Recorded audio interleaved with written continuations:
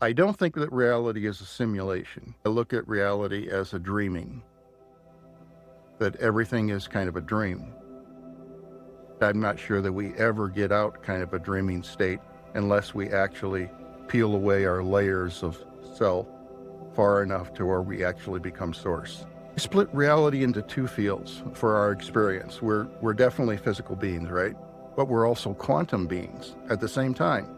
We're spiritual beings beyond imagination, and they can coexist. And so I started thinking about my version of self simultaneously as these two different things at the same time, my quantum self and my everyday self.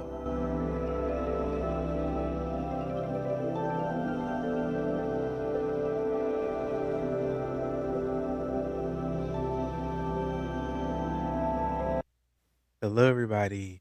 Welcome to another episode of Onion Soup. I'm truly excited to have our guest on today, Mr. Allen Smith. How are you doing today, Mr. Allen? I am well. I'm happy to be here with you. Nice to meet you. Nice meeting you as well, and I'm happy to have you here. Today is one of my favorite topics, diving into the dream world and spirituality, and diving into telepathy, direct knowing, consciousness, oneness with source. Tell us a little bit about what you do in your business, Mind Coherence. The business is just getting off the ground right now. The only thing that I'm actually actively doing is sound healing at a local Tucson integrative touch healing center, and we do classes, and that's actually pretty powerful.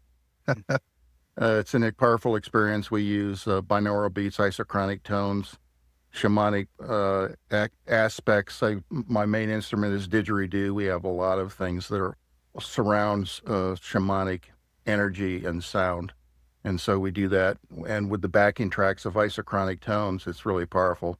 The next step of the audio is to make recordings to sell online, where I do special meditations and I guide people into the subconscious using the background binaural beats and all of that kind of thing, as well as my own understanding of traveling within the source field, or what some call the quantum information field. And so that's really special to me because I can share something that's quite unique in that. And then the other thing is spiritual counseling at a sublime level. So that's what the business is about, or it's going to be. Alan, I love that so much. I love that you're helping people to really get deeper into their subconscious, and you utilize that, or you do that utilizing sound therapy and helping people to come into hemisync. But I really want to Mhm. dive into this quantum field, this source, this knowledge, this energy. Tell us how you got started with being able to access this information. I grew up in Ohio. I was a country boy who grew up on a farm, and life for me was all about nature. And it was a lot of hard work, but also nature. And so I started dreaming at an early age, and there was a lot of animals and things like that. But the dream world kept getting more and more intense, and I ended up eventually getting into all kinds of dreaming, any kind of dreaming that you've ever heard of. It happened to me. I would say that I did it, but I didn't really do it. It just came naturally. All kinds of lucid dreaming and beyond. And it was just a fantastic learning environment. And eventually it got me asking, what the heck is really going on here? You know? And so that's kind of what got me into eventually. It took a long time, but actually, my work field too got me into it. I used to work on spectrophotometers, interferometers, scanning tunneling microscopes, quantum water structuring, and even the electromagnetic fields of the body. I did all of that stuff. And I started doing that before I ever knew that that was really going to be deeply involved in my understanding of reality itself once I got into some of the higher aspects of quantum technology. And so Wow, that's so interesting. So the reason why this is my favorite topic is I have experienced so much in the dream world, and for many years, I had no idea what was going on, and like yourself, I one day just asked the question, "What is this?" And it's almost as soon as I started asking those questions about what this is, I was able to ask that in the dream world, and I could control things, move around, think, and the lucid Right. dreams just start to evolve. Was that something that happened for you? Are you able to, be in control and aware in your lucid dream? Yes, very much so. I used to do that a lot, and I don't do it so much anymore because, I think, I don't know, maybe somehow I grew out of it or something else happened and something else became more important. But I used to do that a lot. I took it so far as I would meditate inside the dream lucidly, and then I could do virtually anything I wanted to do in the dream until the lucid dreaming, or what I call the dream producer, stopped cooperating with me. And it wouldn't allow me to do some of the things that I wanted to do anymore. And eventually, and it really upset me for a few years, for me to eventually learn that lucid dreaming isn't always the highest kind of dreaming. There's other things and better ways to learn, like instant downloads and things like that, rather than lucid. Because if you think about lucid dreaming, you're taking part of your daily consciousness, your human awareness, into the dream with you. And sometimes that consciousness is pretty limited. So, but it was a great learning experience, that's for sure. Mhm. Uh, Very glad I had it happen. Alan, you mentioned these downloads. You also talk a lot about direct knowing. How does somebody go from lucid dreaming, if they are able to lucid dream at the moment? How do you go from there into a direct knowing and download? Um, I don't know that there's an easy path, a few months I'm gonna be 70, so it's taken this whole time. I never thought of myself as psychic or a channeler or anything like that. My gift was the dreaming world. Um, but more in the last 10 years or so, um, once I started developing an understanding of what reality is about, then my mind started relaxing more, and I could start getting into my heart. And I think that's one of the important things of developing understanding in our spiritual search. So that really just so we can get the mind out of the way and start going into our heart more. And when I started doing that, actually in the last few months, I've had 3 episodes of telepathy with family or friends. And downloads is a little bit interesting and different for me because I had a massive experience back in 2012 that I later named my Journey to Source experience, where I received just untold amounts of downloads besides remembering a great deal of the experience that I had in the inner worlds. And so that's kind of what opened that up for me as far as what I call downloads. Sometimes it's in retrospect too, it's just like you don't even realize what's going on until maybe even years later, you Yeah, know. I can 100% attest to that. Alan, I really want to dive into first, what is reality all about? And then what was this journey to source like? Oh my God. We're gonna go here. I have a different view than most people, but it's very I've noticed in the last several years that people are getting very similar to me. But anyway, okay, here it is in a nutshell. I don't think that reality is a simulation, but close. I look at reality as a dreaming, that everything is kind of a dream. And even the other side, some of the spiritual realms also. In fact, I'm not sure that we ever get out kind of a dreaming state unless we actually peel away our layers of self far enough to where we actually become source. And I experienced that in that journey to source event, and it was just a massive thing. And it's taken me the past 13 years to try to wrap my mind around it. um, but so So I split reality into 2 fields for our experience. We're definitely physical beings, right? But we're also quantum beings at the same time. And those quantum, if you may know, if you're into that, quantum rules are really weird. And so that means that we are both physical beings and we're really weird.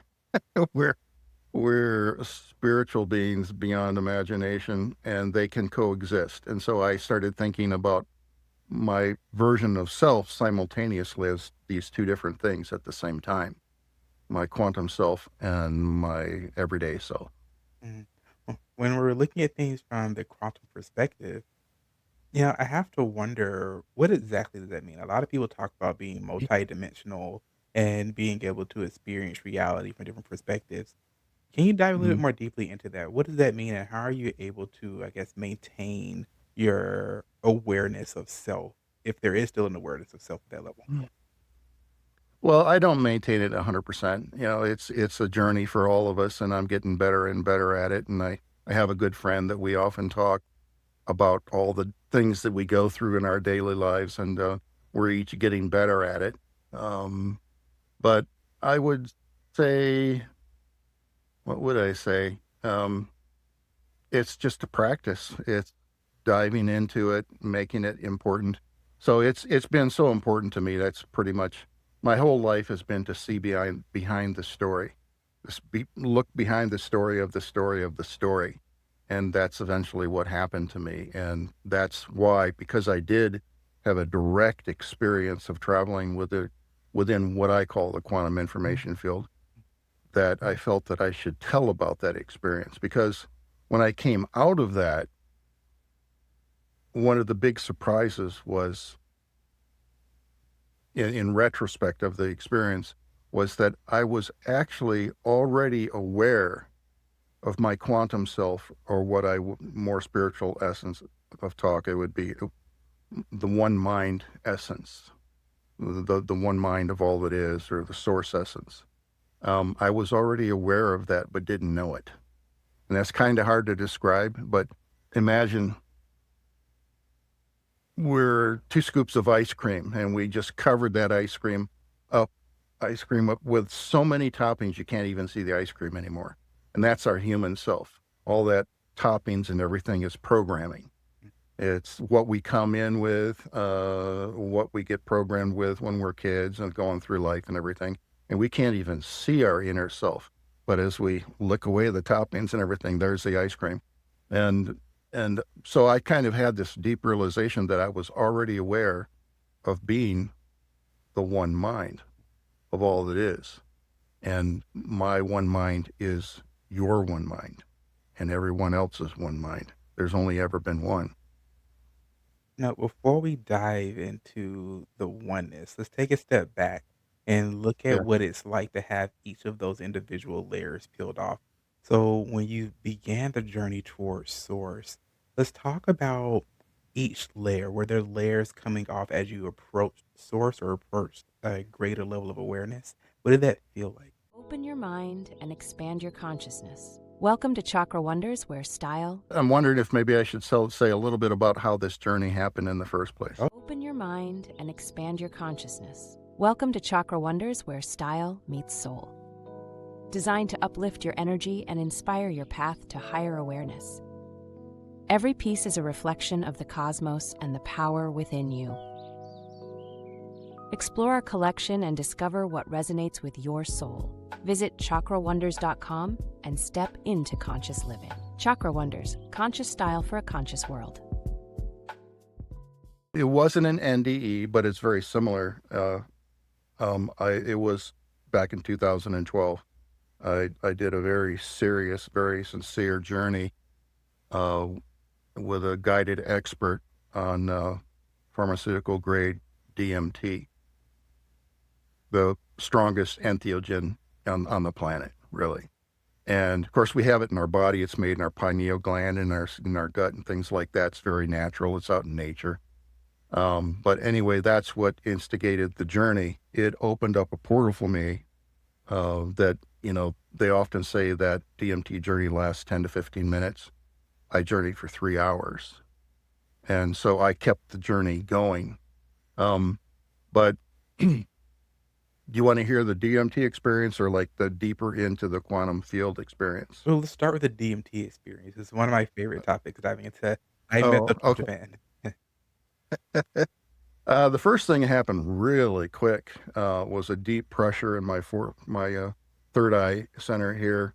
It got really intense, and then all of a sudden, the room, everything that I saw, burst out into amazing colors that I've never seen before. And beyond that, and then this super intelligence was I was aware of it watching me, and I was watching it, and I imagined an infinity symbol. Like I was one side of the infinity symbol, and the source was the other side, and I was just stunned and awed at the level of intelligence.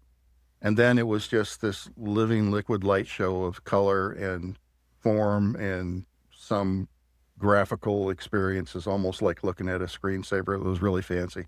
Um, and it went on for quite a while. And then I remembered I read a lot of Eckhart Tolle material in the past, and I saw, okay, I really want to go deep. This is really cool, but I used one of Eckhart's quotes was, "Is that so?" Okay, so yeah, you're blinding me with all this intelligence, but what's behind that? And all of a sudden, everything turned to gray. And I said, okay, I'm a little disappointed, but that's cool. And I appreciated that for a while. And then everything went black. First of that, the room, everything that I saw in the room turned into square digital snakes, and they all wiggled away, and reality was gone. And then behind that opened up this whole inner field of reality. Um, then one of the experiences that I had was that source energy started playing with my sense of form as a picture of self. And my form kept changing into all kinds of forms of life very, very fast. So fast that I couldn't even tell what kind of form I was. I just momentarily got to feel what it was like to be a lobster or what it was like to be a horse or anything. And it was just, and it ran really quick. And then I, boom, popped out and I said, oh my God, you know? And then after that, it played with my emotions and it drove them anywhere it wanted me to go. I felt everything extremely quickly. And then I popped out of that. And then finally, one of the scariest part of the experience was that I was metaphorically, in a sense, and every sense of self was exploded apart and regathered and then exploded again. And it turned out to be this process that went on hundreds, if not thousands of times. And most of the time I had no ability to think. I'm just this experience of just witnessing almost. That's all that I could do. But it was terrorizing, but it also felt as it went on, I started feeling like layers of myself peeling off, like self-identification that bubbles of perspective that make me human. And when it was done, I felt so loved. There was this loving presence that was just astounding. And that's when my journey into the quantum field began. And so the journey was kind of like going from where I was, which is looking back at the planet, looking at Earth from a few hundred miles up. That's kind of what it looked like. Um, to traveling to the edge of the universe, the metaphorical edge of the universe. That's what I call it. And there was no time, there was no space. I knew that, but there was the feeling of time and the feeling of space. And as I traveled, I was given, I didn't have as many visions as you might think. Most of it was direct knowing, and it came in the form, I've never been able to find a better way to express this other than code, like computer code. And I'm not saying that that's what consciousness is, but it sort of behaved like that. And I almost think like we're already AI. Our internal awareness is just massive. And so anyway, as I traveled, I would travel through these holographic fractalized field of bubbles that I didn't really see, but I felt. And every time I passed into a bubble and then passed through the membrane into another bubble, I could feel myself change. And it was as if all of a sudden a little bit of the code had been changed. And it was pop, pop, pop, pop, pop, pop, pop, pop through all these bubbles sometimes becoming less, feeling like I was less aware. Other times I was feeling like I was more aware. And it went on and on and on. Eventually, and I started feeling sort of separated from the experience that most NDE people have, where they meet loved ones that have passed on, they meet guides and guardian angels and Jesus and Saint Mary and all those kind of things. I was taken on a journey very specific, almost to avoid that. So what happened after Bubbles was a very thin, superlucent, translucent tunnel, like a membrane. And I started traveling towards the edge of the universe in this thing. And it went on, and I had all of these downloads of my part in the play of the construction of the universe, which is pretty much all a story. And every now and then I'd have communications outside of the tunnel with ancient friends that would stop in and say hello. And without hearing a thing, I would just know. And I'd say, yeah, I love you too. That kind of thing. It was just so direct. It's just like an instant download.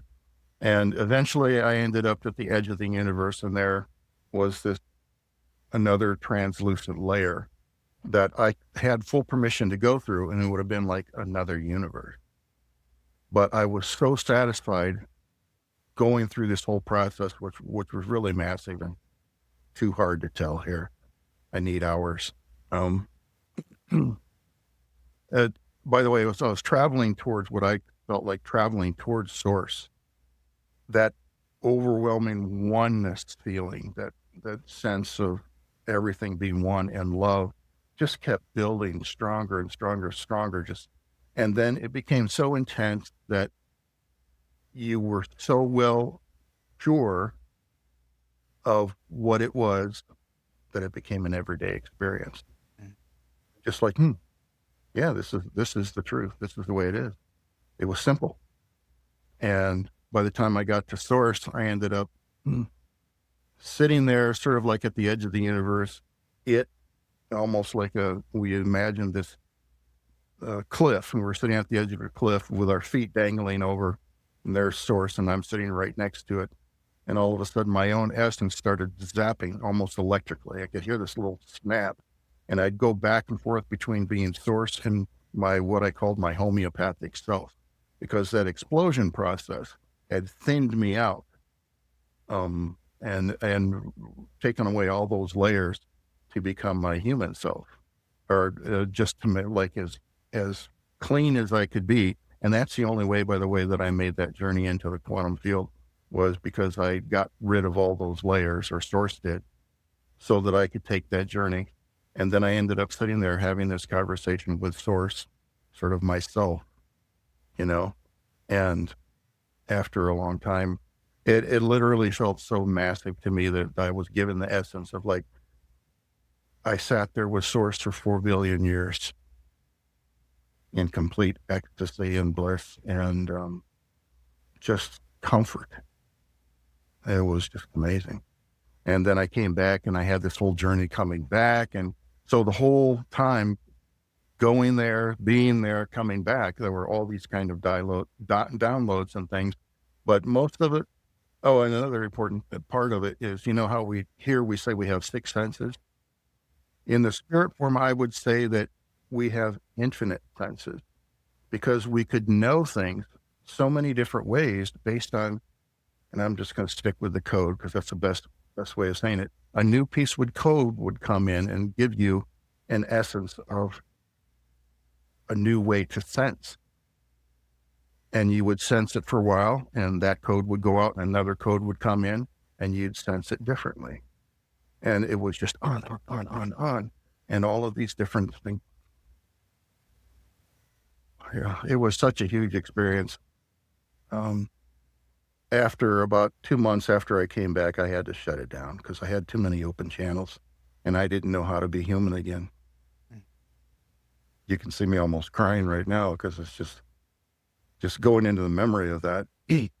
And so about 5 years after that experience, I could just take one deep inner breath and be right back in that space.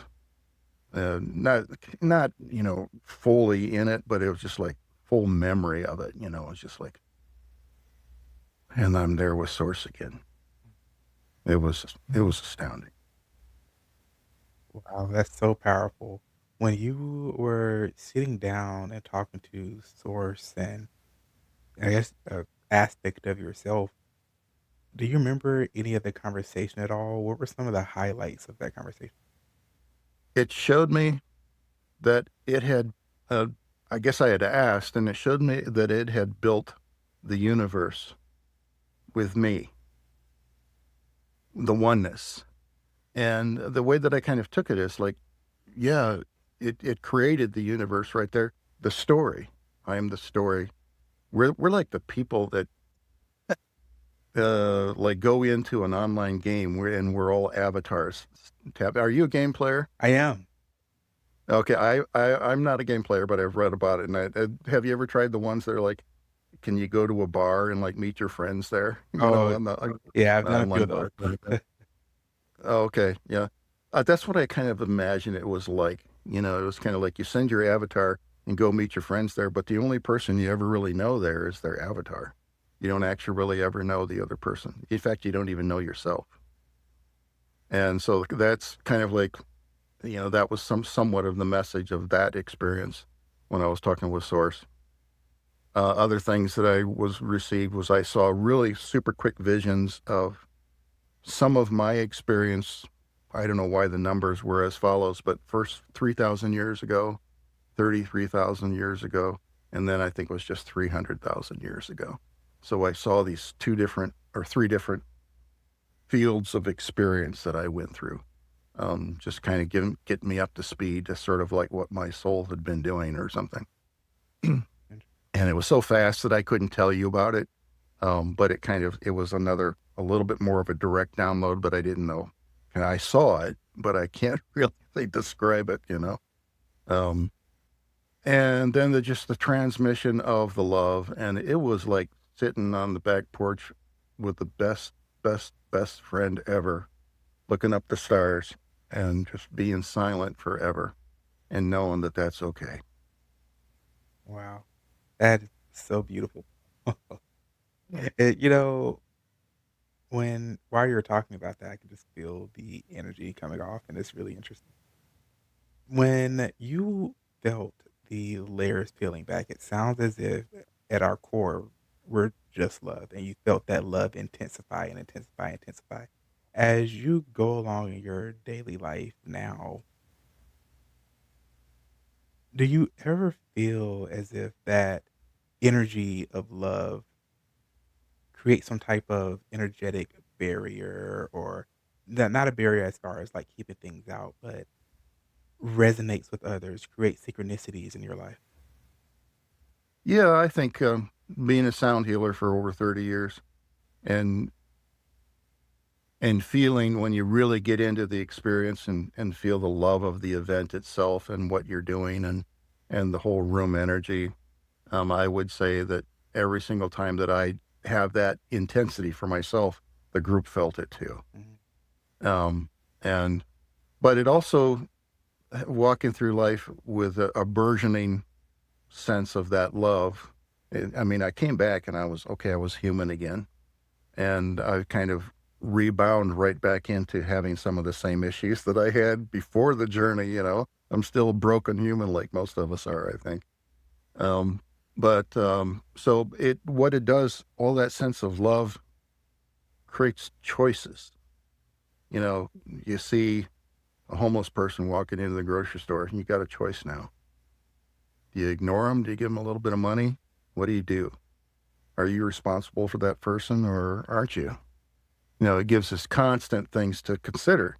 And so the journey for me just gets even deeper. It gets deeper and deeper and deeper with more choices on what do you feel is the right thing to do from your heart, you know? Oh, diving really deeply into the conscious awareness of the choices around you.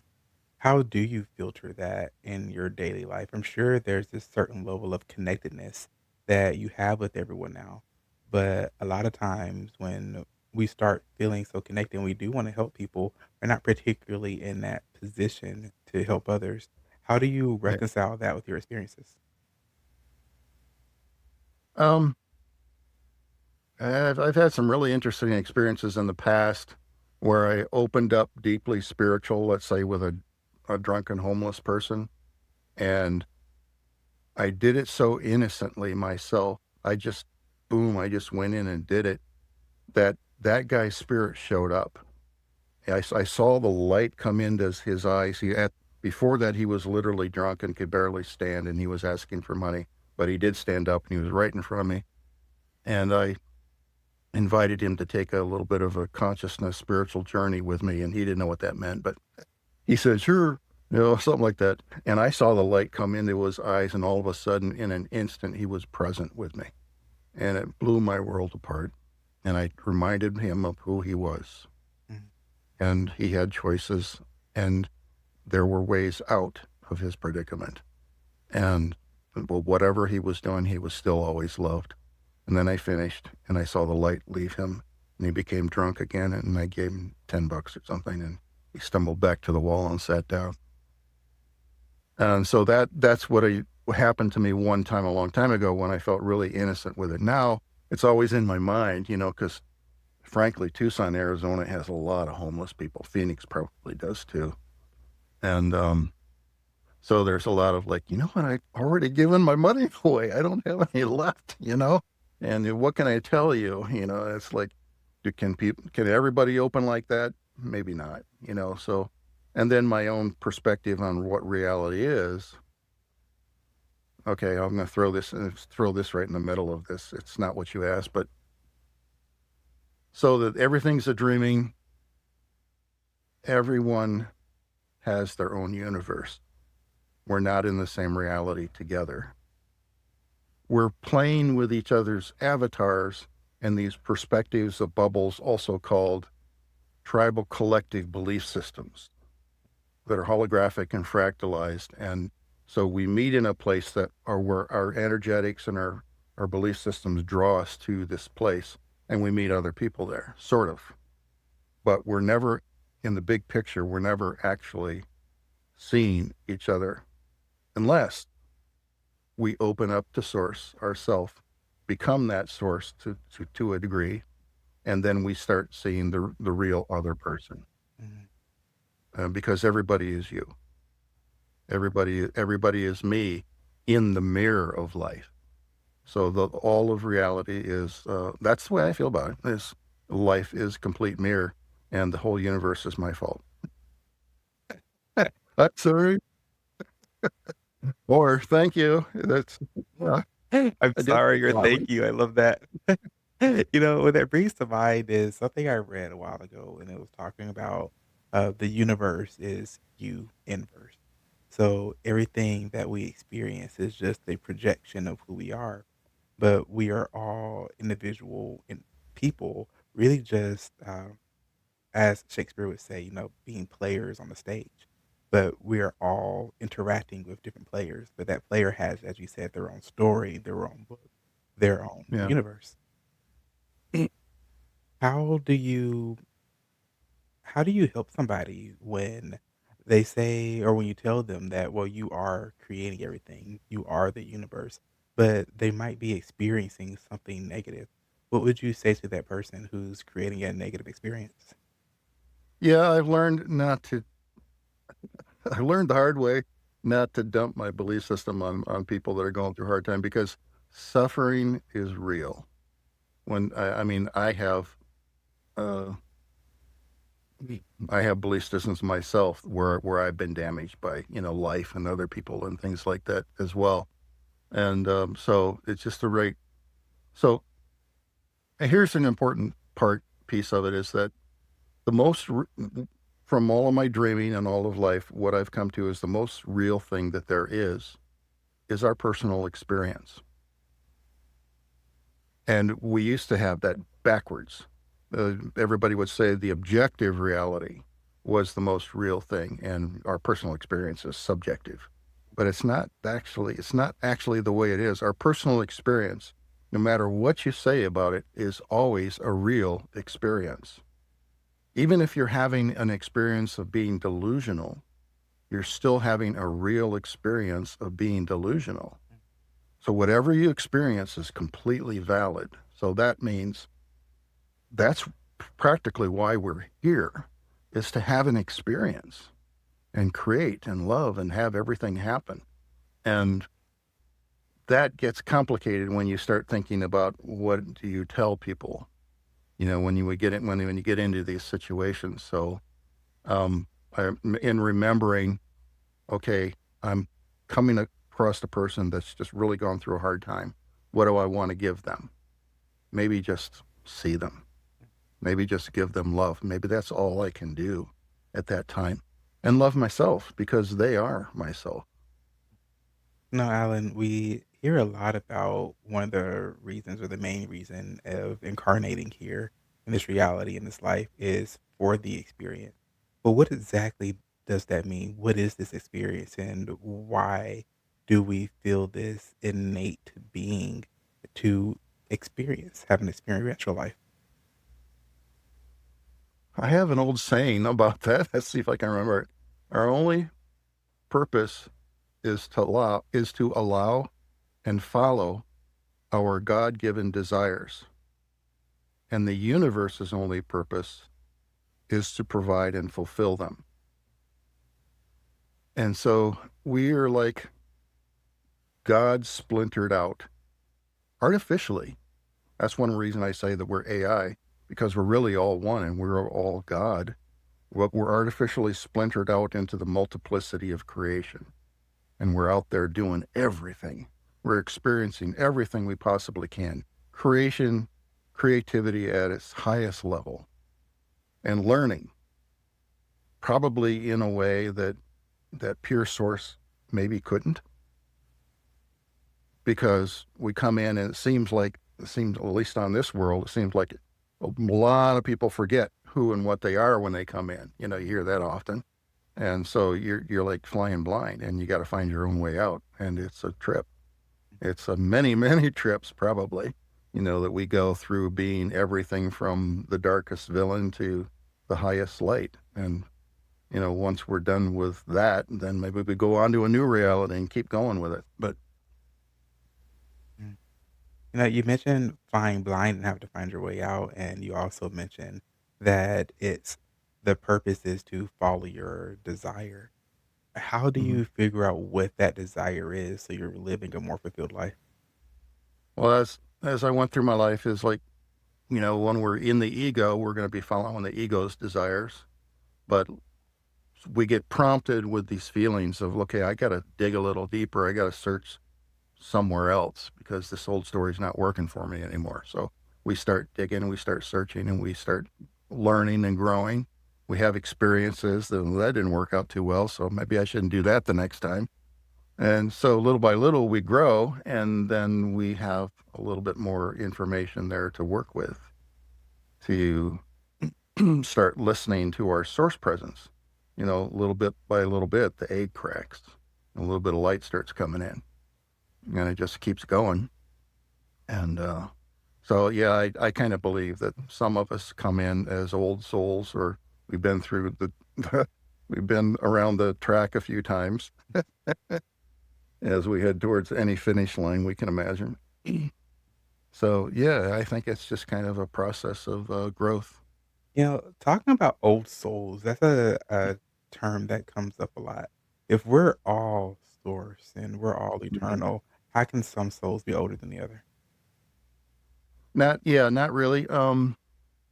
I think we're just kind of traveling through the what I visualize a lot. Excuse me, is that field of bubbles, and a bubble is nothing but a perspective, and those exist also on the other side as well. So they exist here in our physical plane. After death, they also exist. I believe that from my dream world. And then a lot of people will translate that as dimensions or other spiritual realms or hierarchies or, worlds and things like that. But so I just think we're constantly traveling through that, and in that way, that's how we're moving. So we may be planet Earth right now, but if we pop out of that, and somebody imagines, oh, we're having a shift right now. Okay, we pop into a new bubble. And not that I think actually anything shifts, but it's all about consciousness. And so then we got a little bit of higher perspective and we start making different choices and growing. And so, but at the same time, so holographic means that any small picture of the whole picture, the big picture, contains a way to see the whole picture. Is that to your understanding? Have you heard Yes, that before? yes. Yeah. So each one of us, no matter how small we make our little bubble, if we, if we put ourselves in a corner and we're practically living, but surviving, and that's all we can do, there's still a direct source channel from there to source.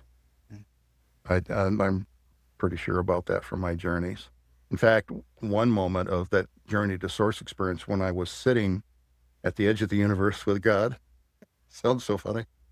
I literally popped back to the chair that I was sitting in when I was having this journey. Just, bzz, and I was there for a second and then boom, right back. And I went, oh my God. And so we always imagine that source is so far away, but it's not. Mm. It's right down the tip of your nose. And there's so many different readings and teachings about source being with you at all times. And you mentioned earlier on that when Yeah. you take that deep breath, you can really feel yourself right back in those moments. Can you talk a little bit more about how people can use deep breathing in order to feel more connected to source? Yeah. Years ago, I used to do all kinds of breathing classes.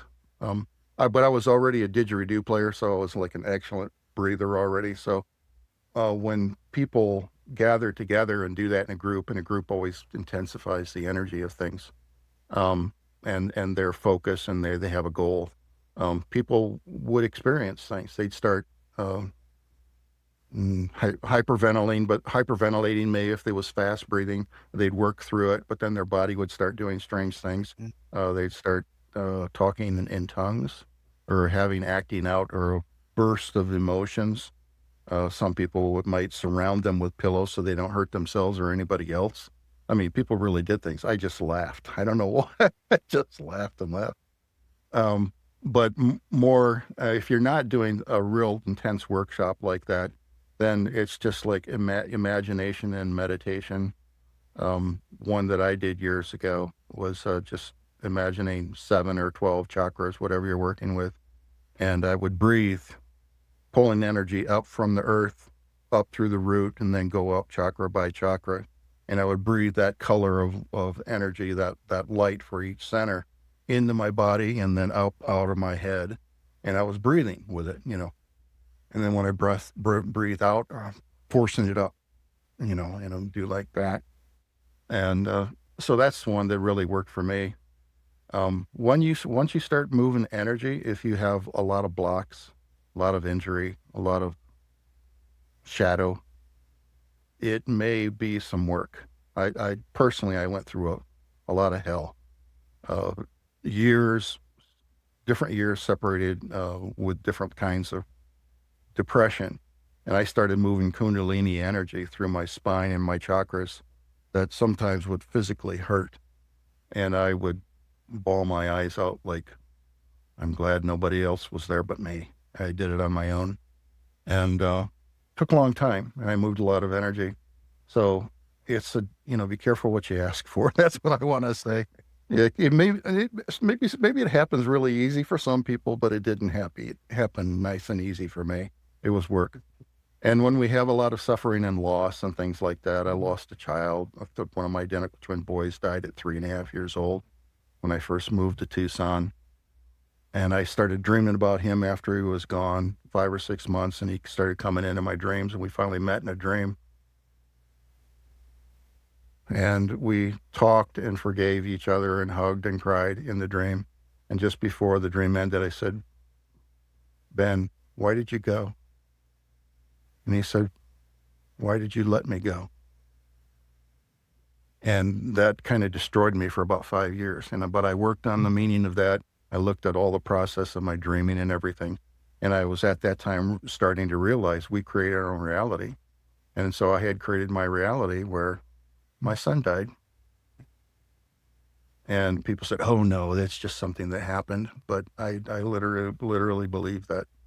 And so life will show you through synchronicity, or like what I had, hypersynchronicity, that um, that you're creating your reality. And because whatever's happening right before the synchronicity, and you get into that process and you're going, "Oh my God, this blows my mind," whatever the synchronicity is, then the result of what that synchronicity is going to, like, you're going to, if you look back at it, it's because the way that you just shifted. Mm. You know, Yeah. talking about this shift, I really, before I even get there, I really want to dive into what you said earlier about clearing out the chakras and moving energy through your body. That was a similar experience that I've had Oh, probably a decade or so, 15 or so years ago. And it took that same amount of time to really work through that energy process. yeah. And it's exactly like you said, I would visualize the colors through starting with the root chakra and working my way up. And you could feel the energy moving. Why would you say that we have these blockages of energy in our bodies? If we're here to experience, and most of us, we would like to think, at least on a conscious level or an egoic perspective, that we want to have a positive experience. Why are we gathering so much negative energy or blocked energy throughout our year? Yeah. Well, I think we come in with some. I mean, I think it's likely that we have past lifetimes. So, the last lifetime you could have died in really horrible ways. There's plenty of death on the planet, ways to escape this world. And I feel that I had some of those. But then when we come into life, maybe you come right into life and realize my parents don't even really want me, or the family splits up, or something happens. There's a lot of trauma, and that you're starting off, and so the young brain below like 7 years old doesn't really make choices too well. It just absorbs everything. The brain is really low frequency at young age. And so it's more like it just takes and absorbs everything in without interpreting it. And so it says, "This is the truth. This is the truth." It keeps coming in, even if it's a lie. It calls it a truth. And so we're filled with these lies that are programmed in from a young age. And then we start developing patterns, and we grow up and we're starting to have relationships, and this pattern somehow is repeating through our relationships, and weird things are happening. It keeps going on. And so if we don't feel it, if we don't let it go, our mind kind of closes it off, and it kind of gets stuck in a heart center or further down or wherever. And it needs to be felt, to be released. That seems to be one inescapable truth for me. It just seems a little weird, but it seems that's the way it is. All I right. have to feel it. I 100% agree with that. There are plenty of studies that talk about epigenetics and how things get transferred from the mother through the womb to the child. And Yeah, even ancient stories. I mean, the old parable is show me the boy by 7, I'll show you the man. yeah, So when you're talking about the energy being released, and you mentioned earlier how at some of your shows, your concerts, you had people who would shake and shout and do different things. yeah. They reference that in somatic therapy. Do you think or feel that that's what's happening? The shaking, the vibration of the music, that's actually rattling their spirit and their energy in some way to help dislodge some of that tension? Yes. Yeah, and all kinds of things, sudden outbursts, just whoop, just wailing, or realizations, sudden aha moments, all kinds of things can happen. Um, and there's so many different ways to actually make that process take place, other than some of the ones that have been systemized through spirituality, Western spirituality, over the years.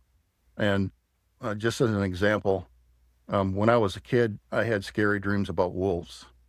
and they're really scary for me as a kid. But eventually the dreams got a little better, and I had this she wolf that I just loved that wolf, and I just wanted to take care of her in the dreams that I was having. But hunters were threatening to shoot her, and I put myself in front of her to save her life and things like that. Then in the next dream, she came to my home and was at the front door, and I still loved her, but she was wild. She was a wild wolf, and I didn't know if she was going to eat me or love on me. And it was like that. Those were kind of frightening dreams for me as a kid. About 10 years ago, I saw a video of a woman that had raised a pup wolf until it was full grown, and they loved each other and everything. But she released it back into the wild, and then 2 years after she released it, she made a video of going out into nature to see if she could find the wolf. And the wolf found her, only it brought a whole family with it. And now the wolf saw her and was loving on her, jumping on her, licking her, everything else. All the other wolves wanted to do it too, because they could tell that wolf loved her. Well, she was safe. But then they were like all of a sudden posturing with each other with snarling teeth and jaws snapping like inches from her face. And all the woman did was turn her face away like this, and they snarled and snapped. And as I watched that, my whole childhood trauma of the wolf dreams came back up in my gullet, up from my belly, through my heart center, my throat center, and I wailed coming out of me just watching this YouTube video. And I'm going, oh my God, that it's that, fight or flight thing, or not that, but will it eat me or will it love on me? The nature of nature was right there with me. What's it going to do? And I released part of it or all of it at that time from watching a video. And so there's so many ways that we can release the trauma. Wow, Alan, what that sounds like is whenever it's your time to raise your awareness or to cleanse your energy, it'll happen when it needs to happen, and Yeah. that we shouldn't force it. Our time will come when it needs to.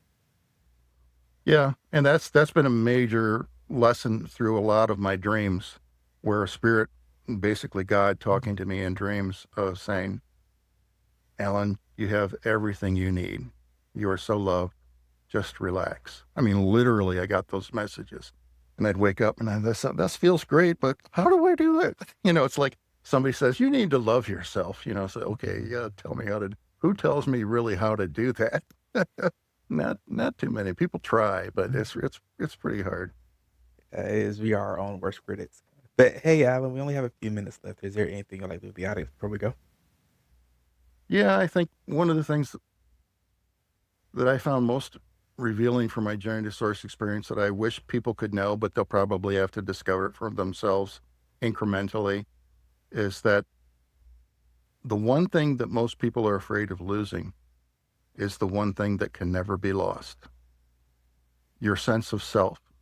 When you pass, you will not lose your sense of self. You don't become less, you become more. You become much more as you cross over to the other side and continue expanding more and more back into your source presence.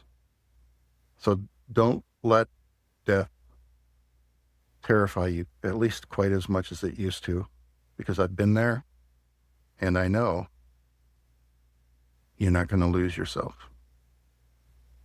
Wow, that's beautiful. I ask all my guests the exact same thing at the end of the show.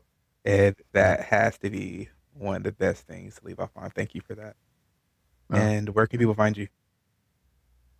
I have the beginnings of a business on Facebook. I've got a business page on Facebook. It's Mind Coherence Audio on Facebook. I think I gave you the link. I don't know what you're going to do with it, but so that's what I've got right now. Yeah, hopefully I hope to have a website and a business going soon. Well, thank you so much for coming on, Alan. And we will definitely have all those links in the description. And I want to thank you all for tuning into this episode of Onion Soup. I hope you got as much out of it as I did. And as always, stay blessed. Thank you. Bye. Thank you, Dexter. Bye.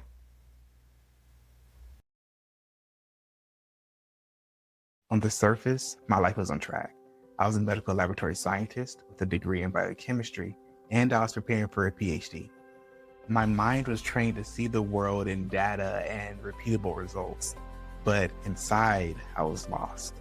I was lost amidst the sea of depression and this overwhelming feeling that there had to be something more. Have you ever had an experience you couldn't quite explain? A moment where you felt so deeply connected to everything around you. For years, both as a scientist and as a seeker, I asked pretty much anybody who would listen these questions. You see, my journey to find this more didn't begin in the lab, but in a space of quiet meditation.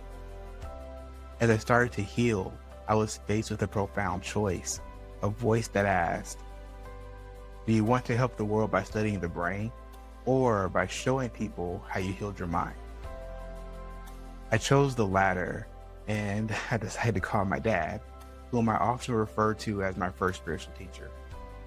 Years ago, he hosted these gatherings in our home for people to explore science and spirituality, and he called them Onion Soup.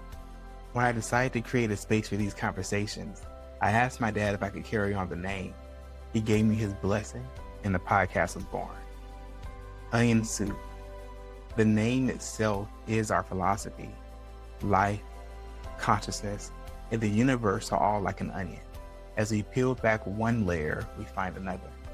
And just like a hearty bowl of soup, these deep conversations are meant to be comforting, nourishing, and soothing to the soul. Onion Soup is more than just a podcast.